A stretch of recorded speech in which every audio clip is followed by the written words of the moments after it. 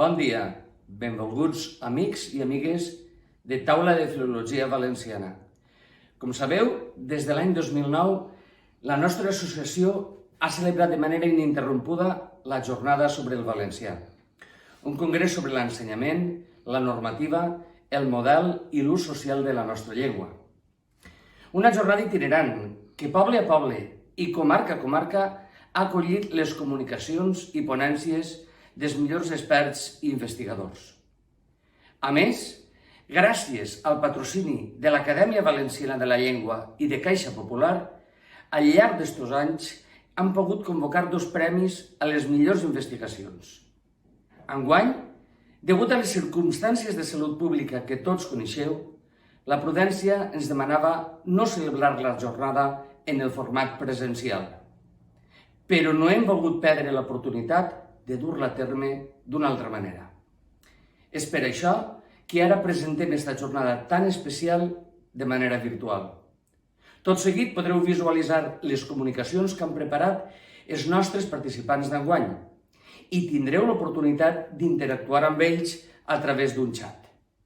Sense més dilacions, vos deixo amb ells, amb l'esperança que l'any que ve puguem tornar a veure-nos novament. Moltes gràcies.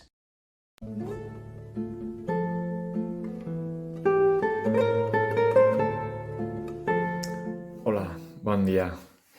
La finalitat del present estudi, 18 propostes per a un estàndard unificat de consens, a través dels estàndards orals corresponents que tenen actualment publicats i per tant aprovats l'ABL com a Acadèmia Oficial i la Real Acadèmia de Cultura Valenciana com a Acadèmia Centenària i Històrica en l'estudi i normalització de la llengua valenciana, és aconseguir la redacció d'un estàndard oral valencià de consens, ja que en la seva major part els 2 treballs són coincidents.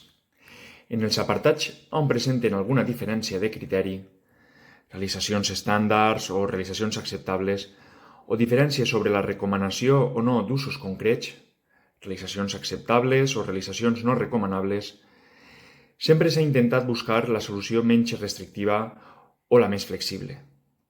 Només s'han trobat 4 casos on no és possible una solució explícita en el present treball i, per tant, la proposta per a d'estos casos queda pendent d'estudis futurs. Aquests casos són 2 en les E obertes i 2 en les O obertes i són molt similars en les paraules esdrúixoles i en les paraules cultes, que majoritàriament l'ABL tracta com a obertes i la Real Acadèmia com a tancades.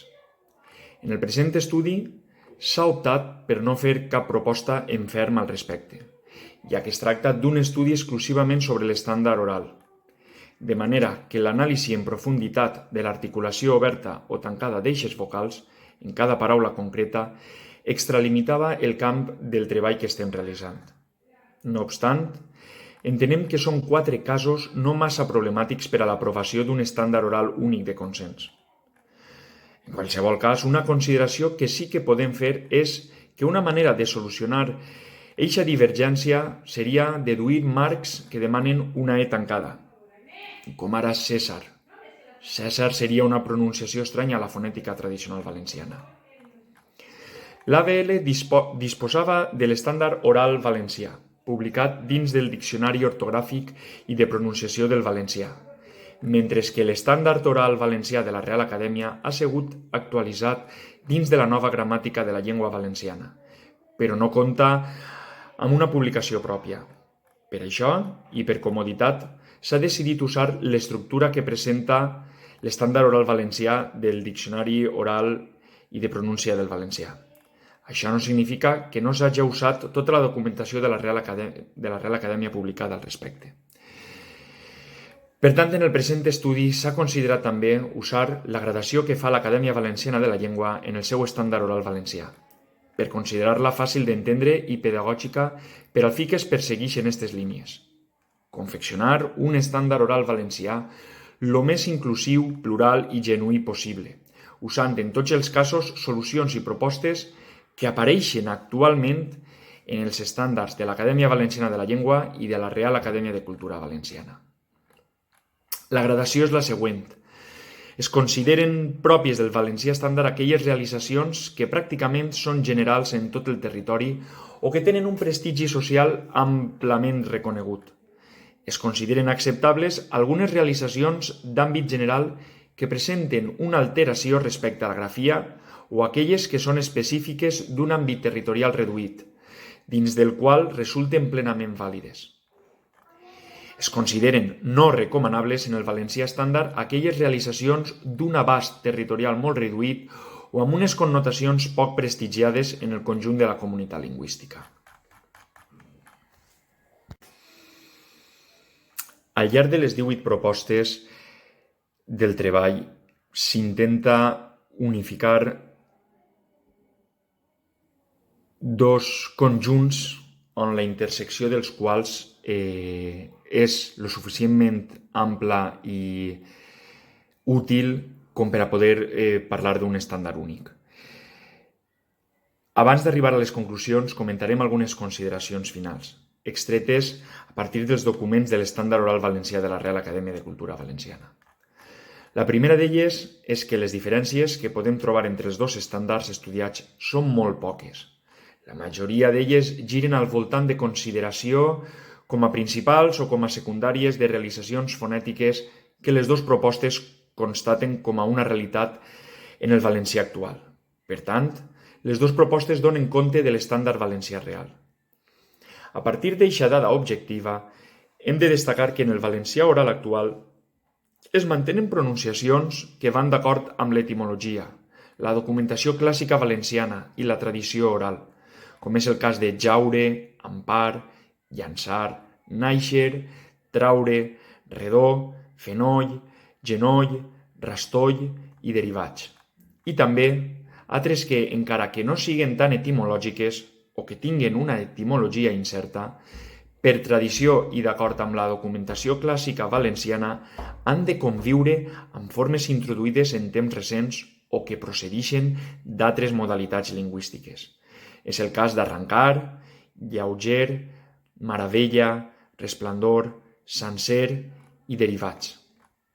Considerem que, d'acord amb la Llei de Creació de l'Acadèmia Valenciana de la Llengua i amb els acords firmats per la secció de llengua de la Real Acadèmia de Cultura Valenciana, s'haurien de protegir, fomentar i promocionar eixes pronunciacions, en definitiva, les formes genuïnes valencianes.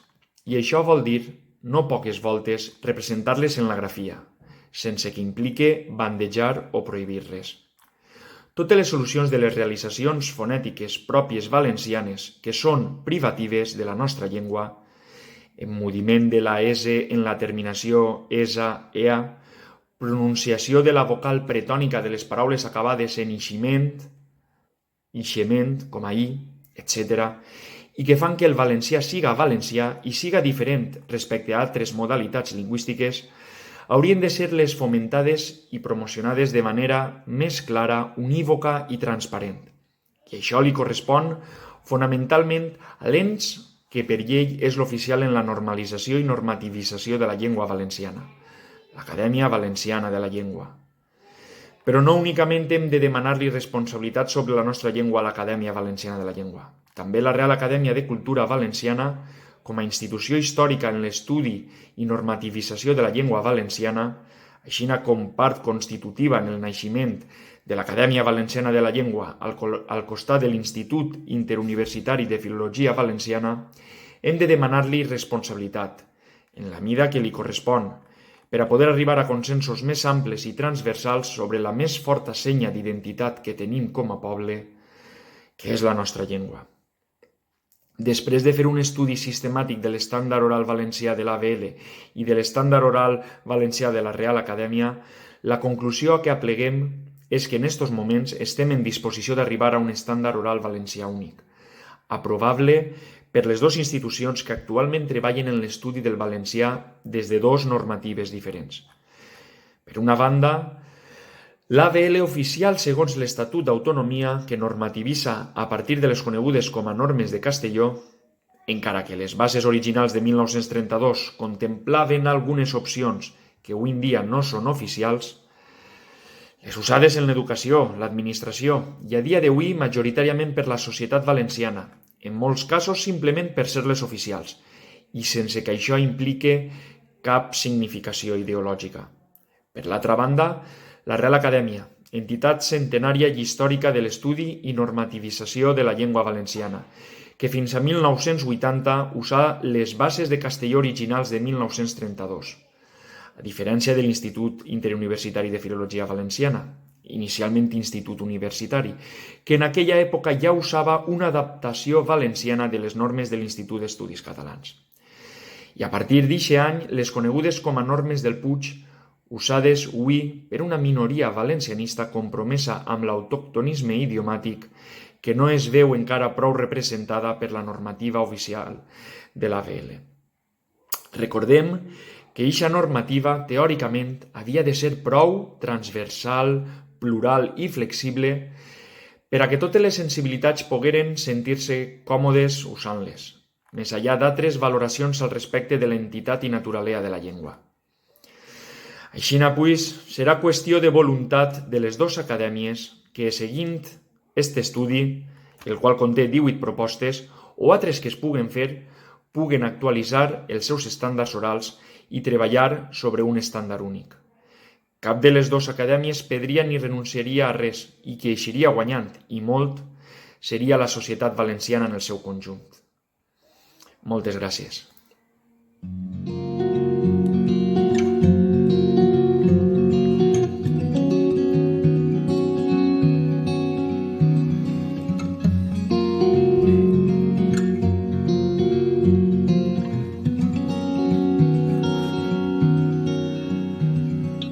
Father God, you know my every thought, and you know my ways, the path on which I walk, and you know me better than I know myself,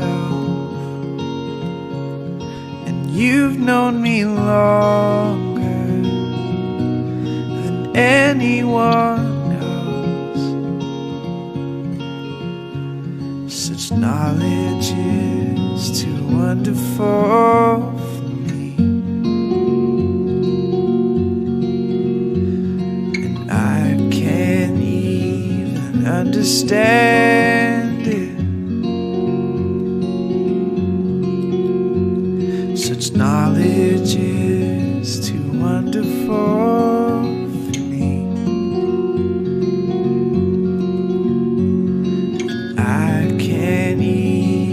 Comprehend it, but I know you see. Oh, this I know you see. Oh, I could walk where men may never tread, plunge the depths where I could make my bed, but I never went hide and seek.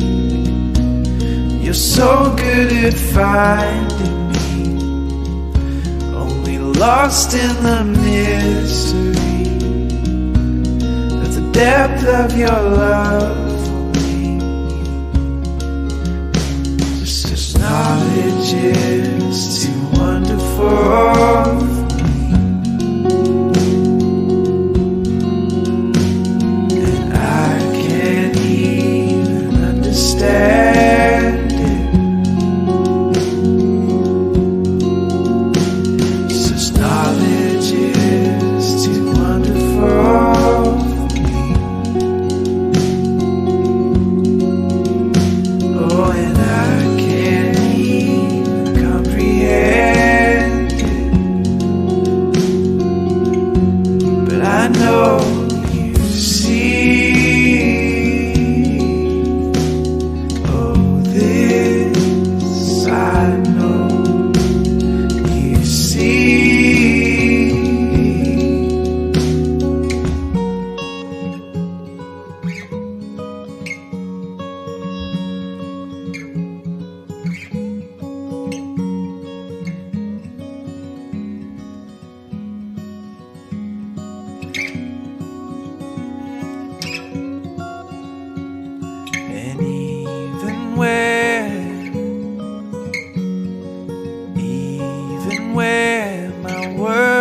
shaking. Your hand will hold me still, even when my world is shaking.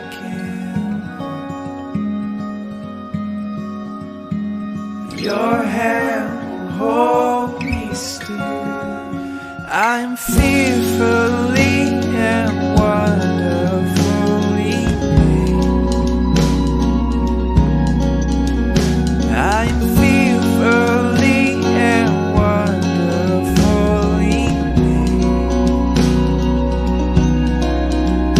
I'm fearfully and wonderfully made.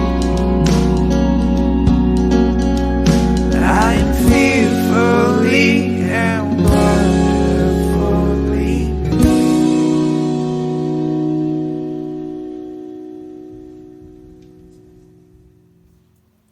Bon dia. Enguany presente una comunicació breu que pretén continuar sensibilitzant i fins i tot voldria convèncer perquè aprenguem a fabricar discursos amb més consciència social. Sabem que fabricar és produir i el Diccionari Normatiu Valencià també ens diu que fabricar és transformar. Totes les nostres negociacions discursives, tots els itineraris lingüístics que treballem mentalment quan elaborem un discurs són actius fonamentals del missatge, on instal·lem bona part de la càrrega social.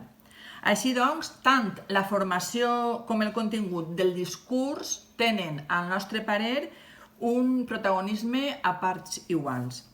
D'acord amb la capacitat transformadora del llenguatge, vist com a agent d'igualtat, tal com vaig defensar a la ponència de la QUAS de 2019, i tenint en compte la naturalesa adaptable de les llengües a la societat on creixen, resulta interessant o inclús necessari explorar noves vies o noves maneres de redactar més inclusives i sobretot més honestes dins de la realitat on vivim. El discurs és un concepte multidisciplinar que inclou la lingüística, que analitza el llenguatge i el seu ús, la psicologia, que analitza creences i conviccions de totes les persones que vivim en una societat determinada i com s'expressem, i també les ciències socials, que analitzen les interaccions en els diversos contextos socials. Esta perspectiva discursiva a què ens referim i que es fonamenta en la lingüística aplicada ajuda el llenguatge a créixer millorant les noves relacions socials i, en definitiva, millorant la societat. I en aquesta societat tenim tres esferes que fabriquen les tres esferes discursos amb una gran projecció social: l'educació, els mitjans de comunicació i l'administració pública. Així, en concret, ens referirem al Diari Oficial de la Generalitat Valenciana, on enguany ja hem publicat, de moment, més de 10.000 documents. Atès que, com hem dit al principi, esta és una comunicació breu, només faré, des de l'anàlisi crítica del discurs, algunes reflexions i algunes propostes discursives que potser ens ajuden a detectar discursos falsament inclusius que cada dia s'allunyen més de la societat que pretenen descriure. Per tant, des de la lingüística aplicada, des de l'anàlisi crítica del discurs, des de la gramàtica generativa, fins i tot, i des de la gramàtica textual, volem reflexionar sobre algunes d'aquestes qüestions. Repensem, doncs, a través d'exemples, tres idees: el masculí genèric, els desdoblaments i els conceptes col·lectius. El masculí genèric. Podem constatar, hi ha nombrosos exemples que ja tenim, en diré només uns quants, que el masculí genèric comença a tindre, diguem-ne, un rendiment baix en contextos com, per exemple, l'advocat de l'Estat, que deriva, perquè ja no es veu exactament com un masculí genèric, a l'advocacia de l'Estat. O, per exemple, en l'àmbit educatiu, el cos d'inspectors d'educació, que deriva al cos d'inspecció educativa. També hi ha I així tindríem més exemples on tenim uns col·lectius que triomfen en detriment d'aquest pretès masculí genèric.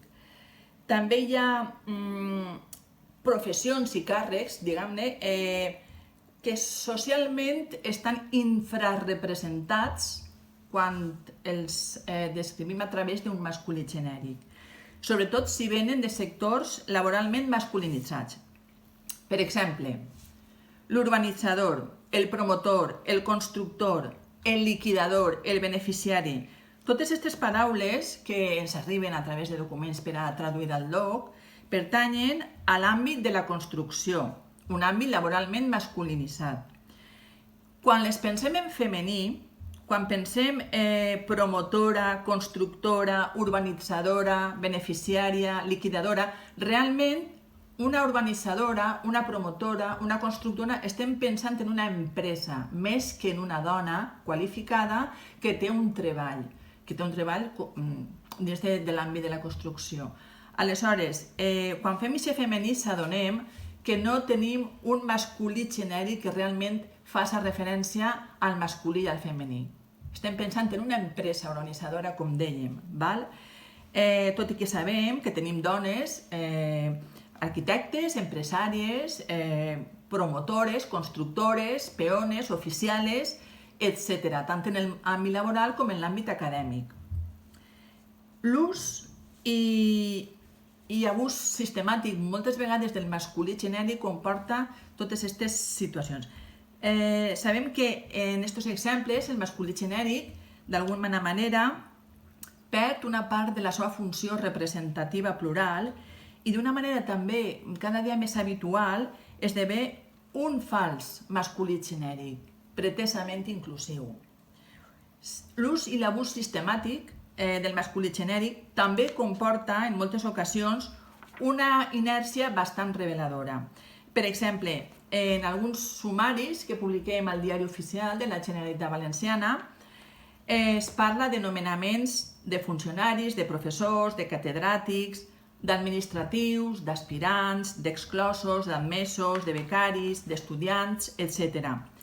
I quan, després de llegir el titular o de llegir el sumari que diem allí, al Diari Oficial, s'adonem, quan entrem al cos del text, que n'hi ha només dones.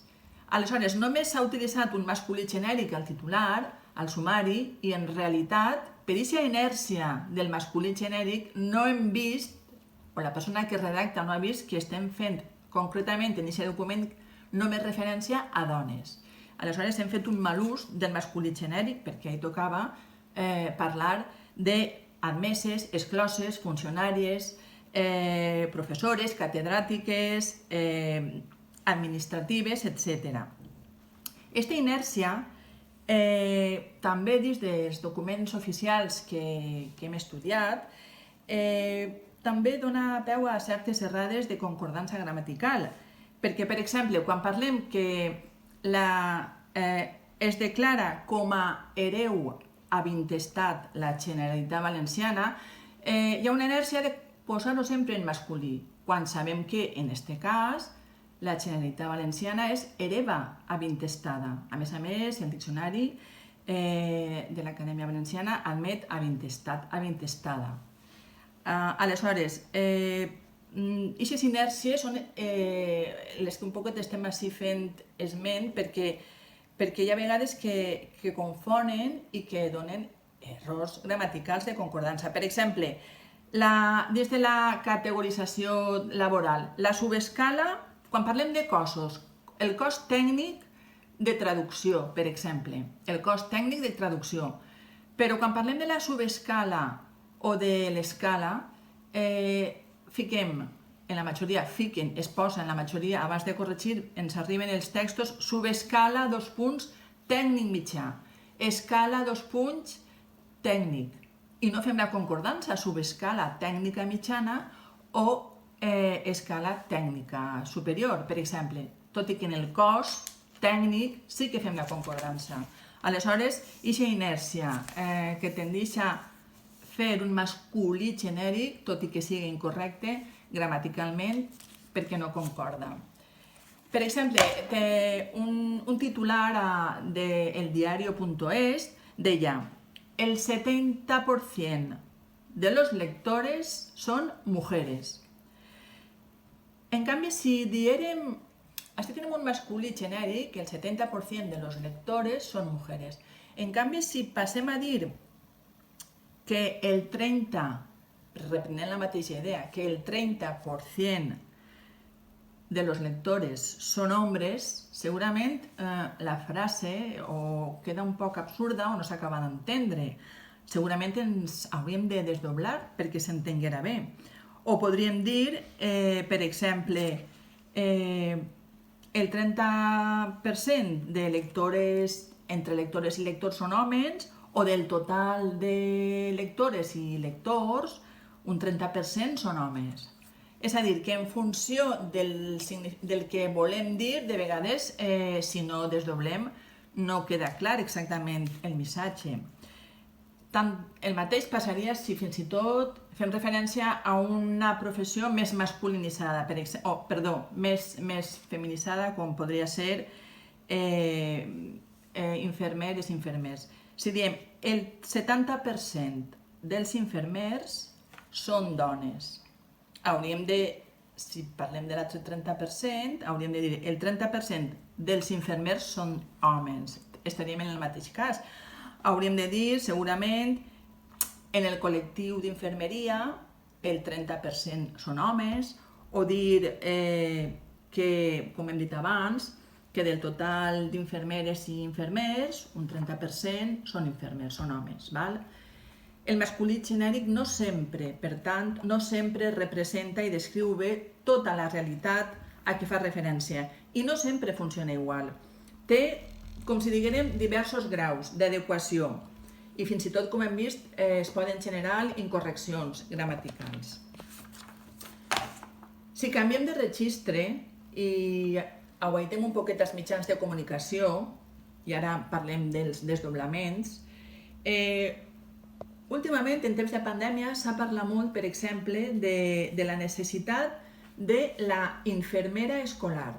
Titulars, notícies, propostes polítiques en l'àmbit educatiu, es parlava de la figura, de la necessitat en l'escola de la infermera escolar.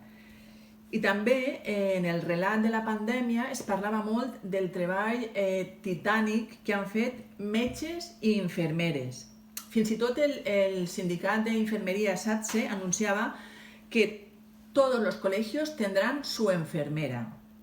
És a dir, que sabem que en l'àmbit sanitari, igual que en l'àmbit de l'administració pública i de l'educació, són àmbits molt feminitzats.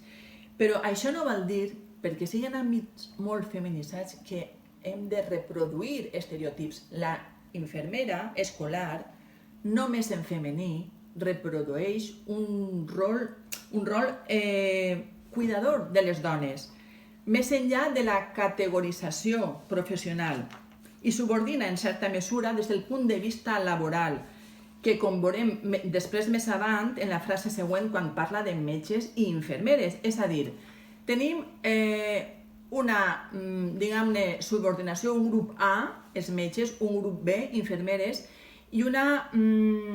En realitat s'ha descrit la dona sobretot com a cuidadora i li s'ha llevat la càrrega professional, la càrrega tècnica. Quan diem infermera, realment és sobretot una dona cuidadora. Quan diem infermer i infermera, estem parlant d'una professió, estem parlant d'una categorització on realment recol·loquem o retornem la dona a l'espai laboral, a l'espai públic i a l'espai format.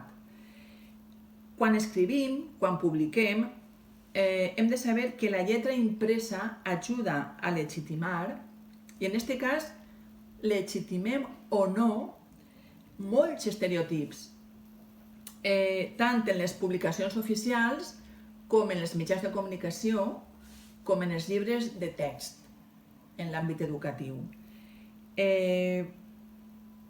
Desdoblar no és repetir. Repetir és dir infermer i infermer. Desdoblar no és malbaratar el llenguatge i no és fer un discurs farragós. Realment quan desdoblem, quan parlem de l'infermer i de la infermera, estem desdoblant perquè és un recurs gramatical social. És alimentar l'imaginari col·lectiu, generar referents professionals perquè les xiquetes i els xiquets tinguin aquestes referències professionals. Es tracta de fer constructes socials i, en definitiva, es tracta de treballar la igualtat d'oportunitats per a ajudar a erradicar desigualtats. Si passem als col·lectius, els col·lectius solen estar millor vistos, diguem-ne, que els desdoblaments. Per allò de la sobrevalorada economia del llenguatge. Amb tot i això, també hi ha contextos que són innecessaris, com també passa de vegades amb el masculí genèric, i els posem per una inèrcia del relat, com passava en aquesta inèrcia del masculí genèric. Si, per exemple, una resolució la firma una alcaldessa perquè és una dona, no haurem de ficar el col·lectiu, l'alcaldia. Realment fiquem l'alcaldessa. O si la resolució la firma una directora, no ficarem la direcció, perquè és la directora. O la gerent, no ficarem la gerència, ficarem la gerent, si és una dona, evidentment.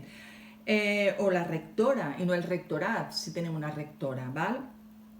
Amb tot això, si decidim, perquè vegem que és adient i convé posar, per exemple, professores i professors, en lloc de professorat, doncs professores i professors, vull dir, tampoc no passa res. No hem de, com he dit abans, sobrevalorar aquest concepte que diem sobre l'economia del llenguatge.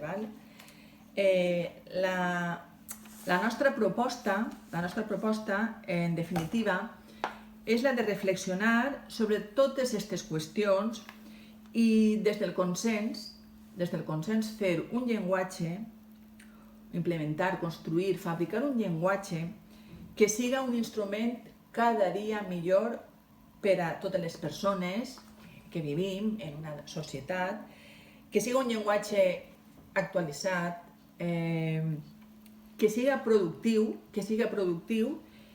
i que compte cada vegada amb més recursos, que sàpiga treure-li, diguem-ne, tota la rendibilitat a tots els recursos que dona el llenguatge i que s'utilitzi amb aquesta consciència, amb aquesta càrrega social, perquè represente cada dia millor la societat on vivim. Moltes gràcies.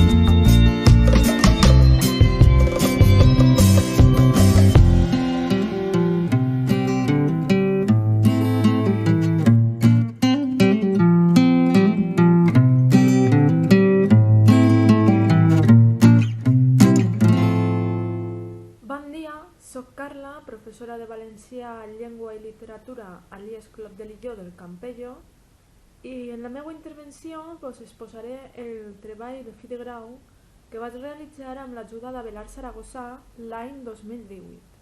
El treball s'anomena La flexió verbal en la gramàtica del català contemporani i en la gramàtica normativa valenciana.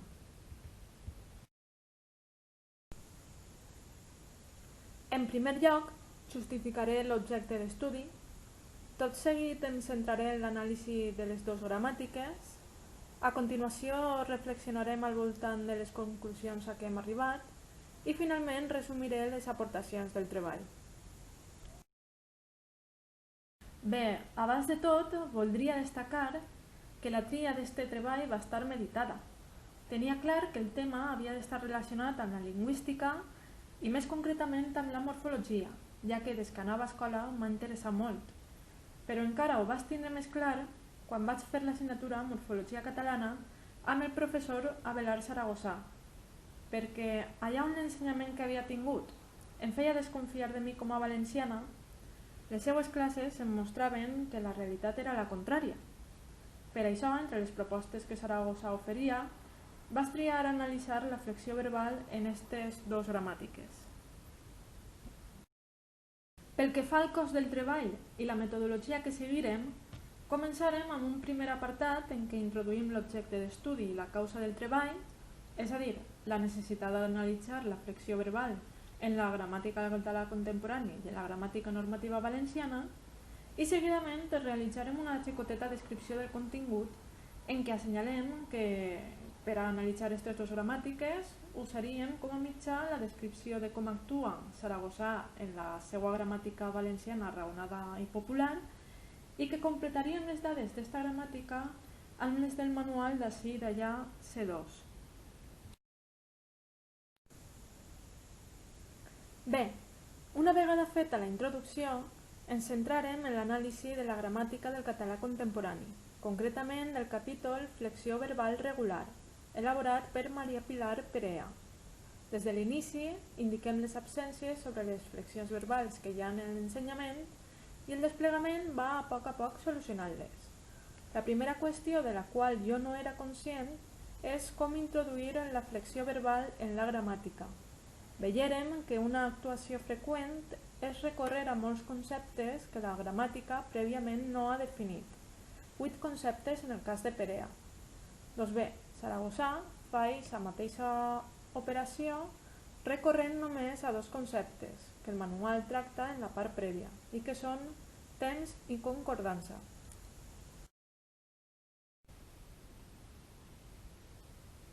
D'una altra banda, el fet de tindre 3 flexions verbals simplement no es tracta. És habitual repartir els verbs per 3 flexions mirant només l'infinitiu en compte de mirar les 45 formes sintètiques que té un verb. Doncs bé, l'explicació de les 3 flexions verbals exposada en la gramàtica de Saragossa permet entendre moltes evolucions, tant globals, com per exemple que la primera flexió tinga el 85% dels verbs, com puntuals, com ara el canvi de la vocal temàtica de verbs de la primera flexió en què hem canviat moltes asperes, com és en el cas del verb pensar, que em passa de fer pensam a pensem, que és igual que els verbs de la segona conjugació, entenem. Per tant, l'error de distribuir els verbs per 3 flexions mirant només l'infinitiu no solament va unit a no reflexionar sobre l'existència de les 3 flexions, sinó que també tapa una absència teòrica, no dir com s'ha d'establir el model de cada flexió.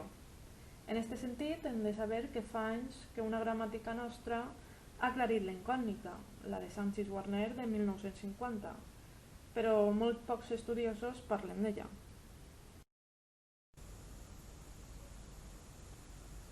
L'anàlisi teòrica a què arribarem permet entendre que en la descripció del model de cada flexió no apareix cap estructura.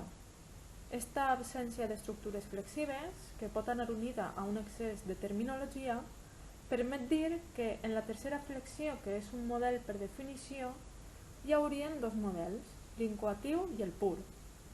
En aquest mateix marc, Perea presenta els verbs regulars de la segona flexió com a verbs irregulars.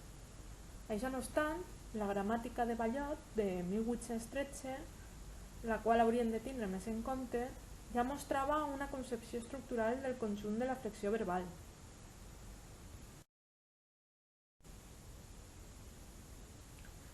Per acabar amb l'anàlisi de la gramàtica del català contemporani, cal dir que Perea posa la normativa davant de la teoria, operació que no solament no li permet justificar cap norma, sinó que també possibilita que l'autora doni una visió molt negativa de la realitat lingüística. Per contra, el camí de Saragossa aconsegueix que després d'haver mostrat estructures lingüístiques, remarque quantes característiques positives té la llengua que parla la gent, fet que dona confiança als alumnes com a parlants i com a valencians.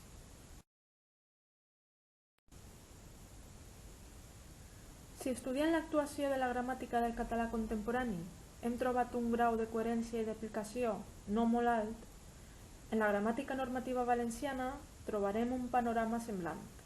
Per això, en el treball primer dedicarem un capítol a mostrar les estructures de les flexions, ja que aquesta operació ens va permetre simplificar l'anàlisi de la gramàtica normativa valenciana. Una vegada presentarem l'estructura de cada flexió, ens centrarem en l'anàlisi de la gramàtica normativa valenciana, concretament de 3 capítols: temps verbals, verbs regulars i verbs irregulars. En l'anàlisi d'estos 3 capítols trobarem una sèrie d'anomalies. La primera apareix en la terminologia. Diu que usa la terminologia tradicional, però després es separa de la terminologia general sense constatar-ho, sense justificar-ho i empitjorant les expressions. A més, la gramàtica normativa valenciana fa la impressió de ser un manual molt teòric, però en la part que vaig estudiar, la flexió verbal, la realitat és la contrària, perquè no defineix els conceptes, de manera que els lectors no poden comprendre el que llitgen. De fet, l'únic concepte a què recorre, que és la vocal temàtica, no és un concepte, li atribueix un paper enorme, però no la defineix, ni la pot definir, perquè no és un concepte. A més, incoherentment, assigna diverses vocals temàtiques a cada flexió amb superposicions entre elles. Si esta gramàtica haguera tingut en compte l'explicació que fa Saragossa en la seva gramàtica, hauria trobat normal que la primera flexió verbal hagi canviat moltes as per es, com en l'exemple que hem dit adés, que de pensam hem passat a dir pensem. Pel que fa a la normativa, la gramàtica normativa valenciana no explica ni justifica les formes de cada model, és a dir, que apareixen les formes però sense cap paraula. I el cas és que en les formes apareixen característiques estranyes, ja que unes voltes el manual només posa una forma per cada persona gramatical, encara que s'hagin produït evolucions, com és en el cas de que jo pensàs a que jo pensara. Però altres voltes en posa dos en 3 persones, com en el present de la tercera flexió: preferixes, prefereixes, preferix, prefereix i preferixen, prefereixen. La gramàtica no justifica la divergència, ni tampoc perquè en la primera persona només en posa una, preferisc, amb S, sense preferesc. No explica tampoc per què exclou preferisc, amb X. La forma que, ultra ser regular, és la pròpia del valencià des de Joanot Martorell fins a Sanchis Warner i Carles Salvador. En definitiva, la gramàtica normativa valenciana deforma la realitat valenciana i amb la deformació amaga regularitats i estructures distintives del valencià. El fet que la institució que legalment representa el valencià presenta la realitat valenciana com no és, no té una gravetat gran? No sorprèn molt que la institució que les Corts Valencianes han creat per a solucionar problemes socials i per a regular i envigorir el valencià amagui i deforme particularitats estructurals del valencià? A més, actuant d'aquesta manera, soluciona problemes socials o més bé va per la direcció contrària? Per a superar fractures socials cal ser just i indicar les deficiències dels uns i dels altres. Si la institució es decanta cap a un costat i ho fa incorrent en anomalies teòriques i metodològiques, no pareix que vaig pel camí que hauria d'anar.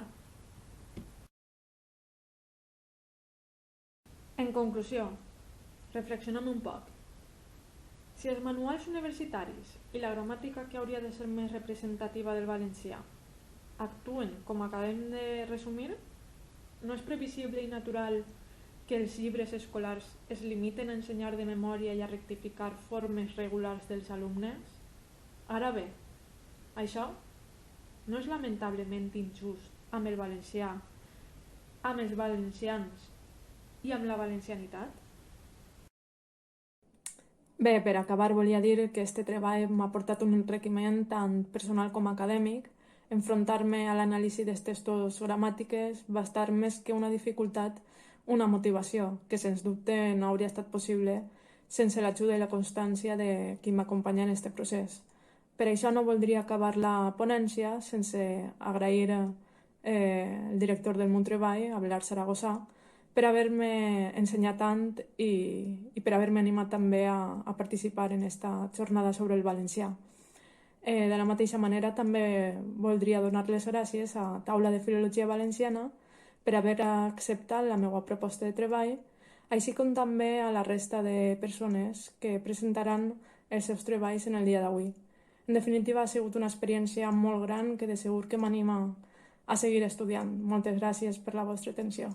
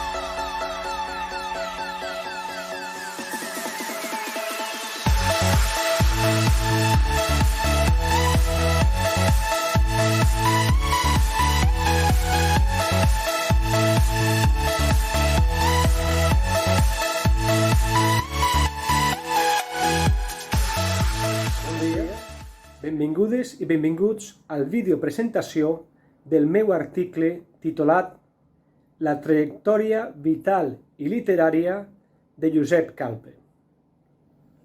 Este és un article que he presentat a l'Associació Taula de Filologia Valenciana en les jornades que aquesta associació ha organitzat per al dia d'avui, 19 de desembre del 2020, enguany celebrat com a conseqüència de la pandèmia telemàticament.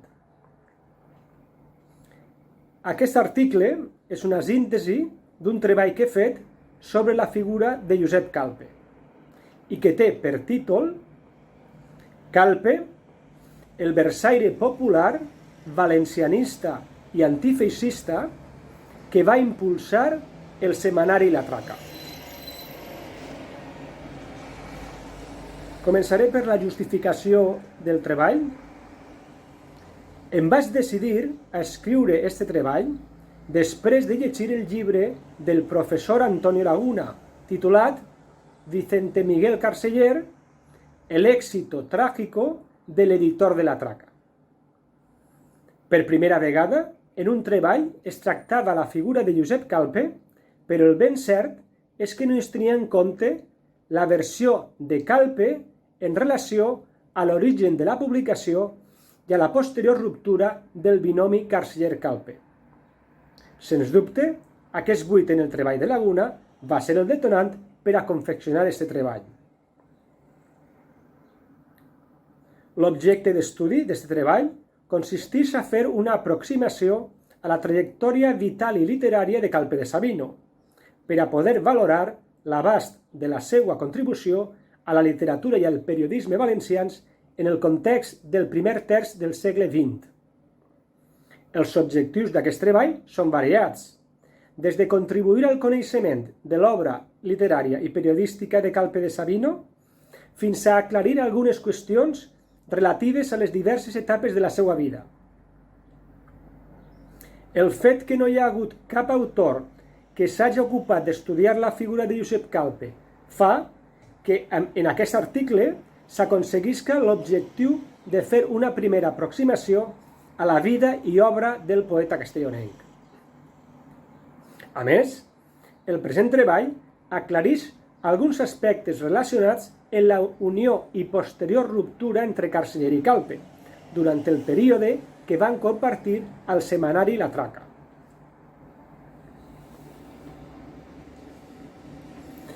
L'objectiu d'aquest article és fer un recorregut per la vida i l'obra de Josep Calpe, que mereix un estudi no només per haver sigut un dels fundadors de la revista La Traca, sinó per la seva pertinença a eixa generació de poetes populars del primer terç del segle XX, hereus de la segona renaixença literària valenciana encapçalada per Constantí Llombart.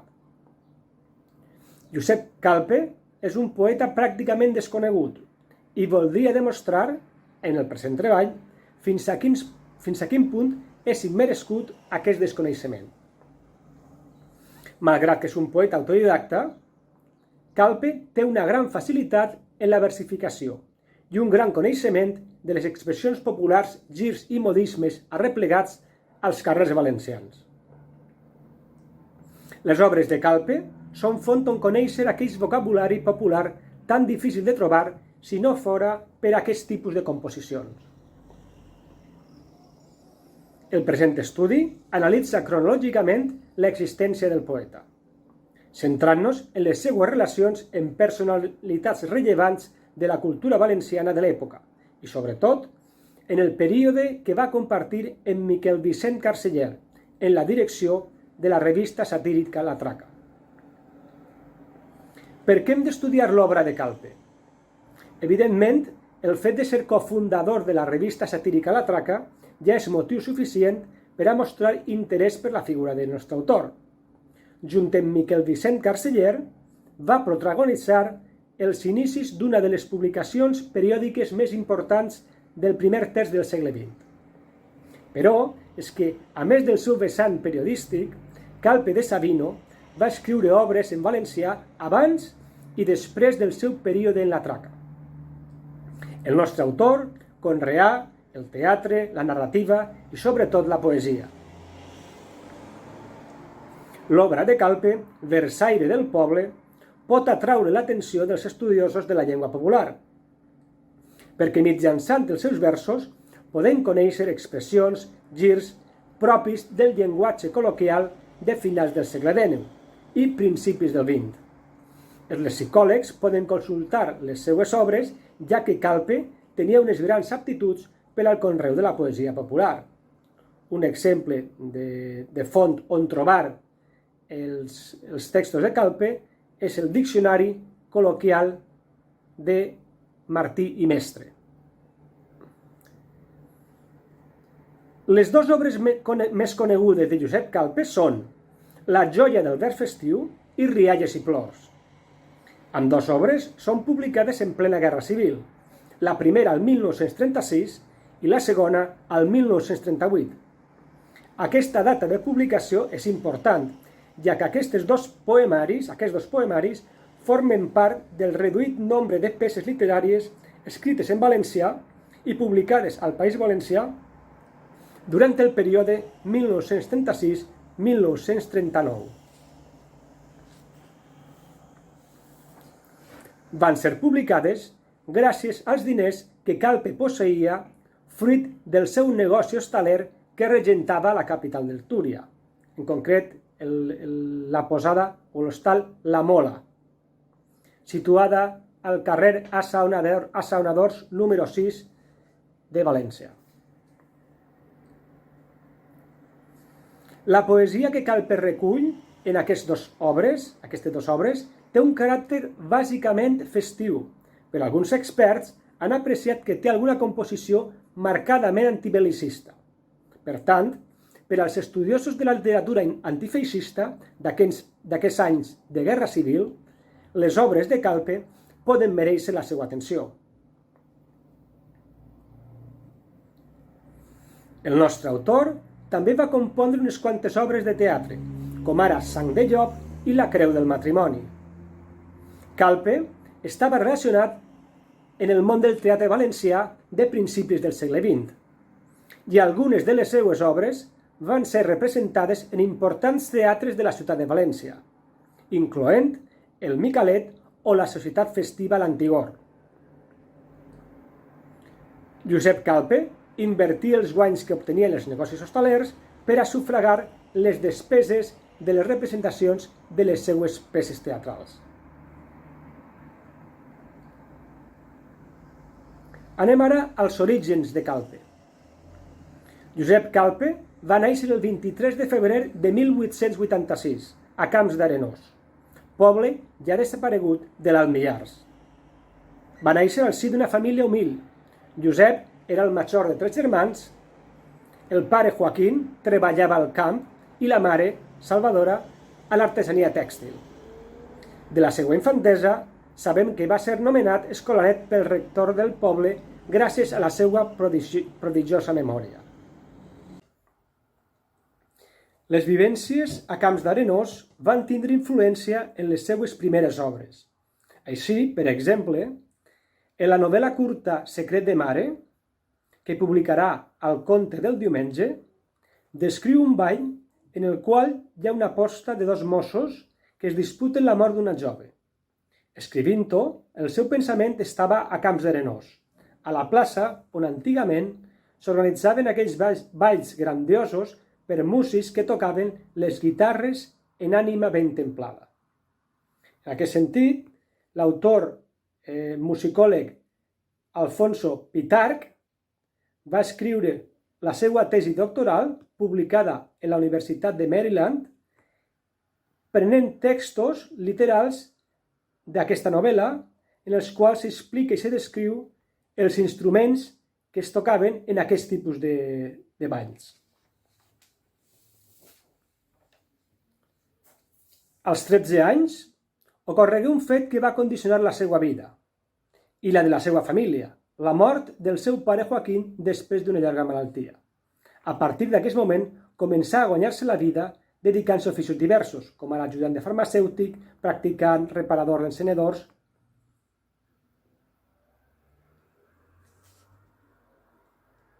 A principis del segle XX, període en què Calpe inicia la seva activitat teatral, el teatre valencià estava en crisi, la qual s'aguditzà a finals de la primera dècada del nou segle, per la competència dels flamants locals dedicats a les projeccions cinematogràfiques i per la greu conjuntura econòmica i social. Tanmateix, sí que hi havia representacions de grups d'aficionats que actuaven en ateneus obrers, centres recreatius i cercles culturals de pobles i barriades. En aquest context de teatre amateur és on hem de situar aquesta primera etapa de Calpe. Així, Calpe representava obres seues en l'Antigor, el Micalet i el Saló Obreros en general. En esta primera etapa, Calpe va ser assessorat pel comediògraf Vicent Pitarch, autor, entre d'altres, de l'obra Vengança o sang llevantina. Pitarch va ser el primer dramaturg que ensenyà a Calpe les lliçons de poètica i retòrica. De fet, és Pitarch qui prologa una de les seues obres teatrals anomenada La Creu del Matrimoni, una comèdia basada en un acte en la realitat de la vida matrimonial del proletari.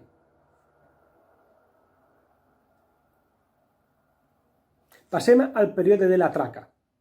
En 1911, Calpe va conèixer Carceller. Treballaven junts en la Fonda La Central, situat al carrer de Trànsits. Van començar a parlar sobre literatura.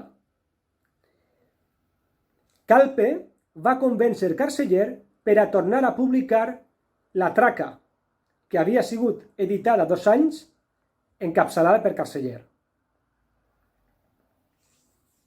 Al setmanari La Traca trobem una mescla d'humor, erotisme i també crítica política. Per a entendre la importància de La Traca cal dir que en la dècada de 1930 van tirar una publicació en 500.000 d'exemplars.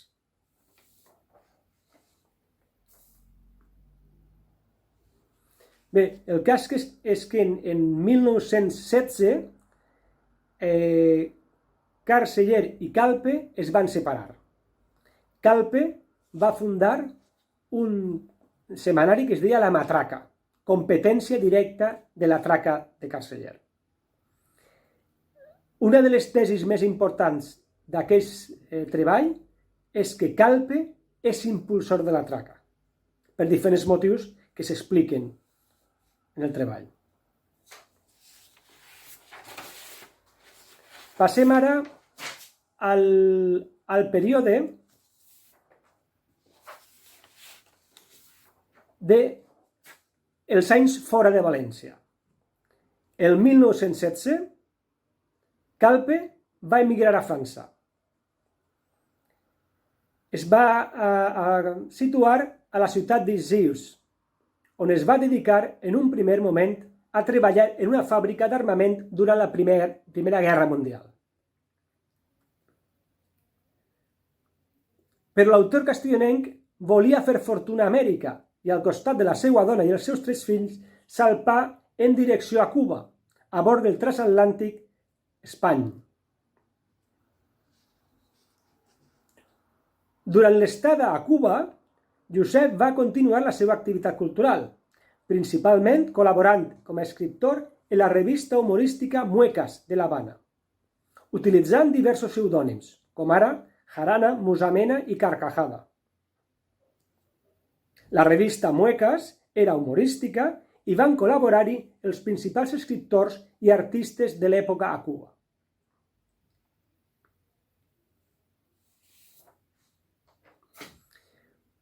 Passem al període de la Guerra Civil.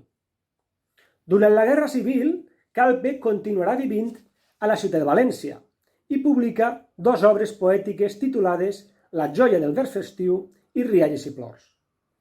Carles Salvador escriurà els pròlegs d'ambdós poemaris que adquireixen importància perquè la publicació de llibres poètics d'aquest període és quasi nul·la. En efecte, a banda d'aquests 2 poemaris, només veuran la llum 2 llibres més en aquest període de guerra. Un de Carles Salvador l'elogi de la vagància i una cua, i un altre de Ricard Blasco, elegia un mort. En aquest context de guerra tan difícil, Calpe sufraga les edicions d'aquests dos llibres seus, ja que els autors valencians no tenien en aquest moment suport de les institucions. Parlaré ara de la repressió franquista. El 10 de juny de 1939, una veïna de Calpe presenta denúncia davant un agent de guàrdia contra Josep Calpe, manifestant que Calpe era redactor de La Traca y director de un periódico de la misma calaña titulado Picardía y Broma, en paraules textuals. El 12 de juny de 1939 es va procedir a la detenció de Josep Calpe, amb instrucció de diligències per a procedir en conseqüència.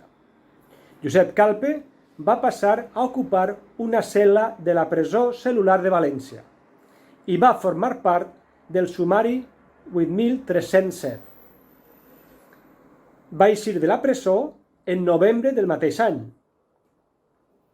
Va rebre pallisses físiques, a conseqüència de les quals li van quedar greus seqüeles, que el van mantenir en cadira de rodes i amb les seues capacitats mentals molt minvades. Va morir el 1951. Amb aquest treball he volgut homenatjar Josep Calpe de Sabino per 3 motius.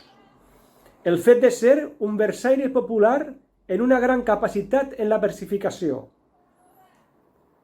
En segon lloc, pel seu compromís valencianista, ja que malgrat ser de llengua nadiua castellana, demostra un compromís amb el valencià i en el valencianisme. I en tercer lloc, per ser un poeta antifeixista. En aquest sentit, homenatge Calpe, però també a tots els autors que van ser, en una o una altra mesura, represaliats pel franquisme. El treball és un intent de recuperar de la memòria autors com ara Vicent Miquel Carceller, que van ser silenciats durant el franquisme. En realitat, el treball és un homenatge a tots ells. Gràcies per la vostra atenció.